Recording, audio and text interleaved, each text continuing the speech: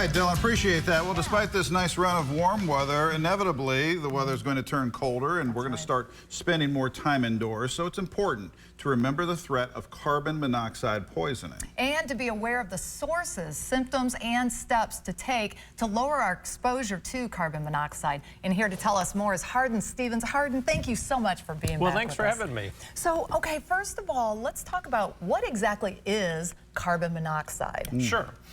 Carbon monoxide is referred to as the invisible killer because it is a odorless, colorless, poisonous gas. And the most common source, especially in the outdoor air, is the vehicles we run and any machinery that burns fuel. Okay, gotcha. How about sources in the home, Hardin? Because, I mean, we have a personal experience with a malfunctioning ventless fireplace, but other ways carbon monoxide can take us out in the home. Sure.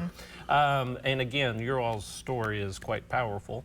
But anything that burns oil, gas, or coal could be a source of carbon monoxide in the home. So you think of furnaces, water heaters, our heating systems, the weather turning colder and severe weather, generators.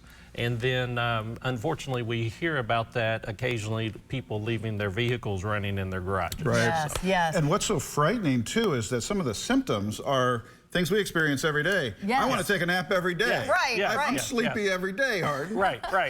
But what are some of those other symptoms that you should look for, too? Kind of that wooziness, feeling out of it, dizziness, trouble breathing, blurred vision. Anytime you start feeling that kind of out of the ordinary is when you need to get out of fresh air as soon as possible. So what are some steps to prevent the exposure to in our homes? Some of those steps include installing a carbon monoxide, especially in the areas of the house where we live. Then also having your appliances serviced on an annual basis. And again, heating and cooling systems, gas stoves, things of that nature. Okay. Then also we have, make sure if you use your chimney on a regular basis, have that inspected by a qualified technician. So important.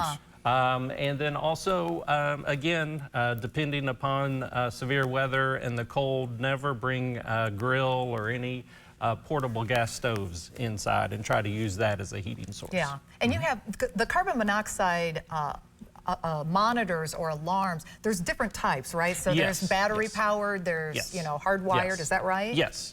There's a variety of them. They look like smoke detectors but serve a different function. And I would encourage people to do your research, maybe check out Consumer Reports, see what they have.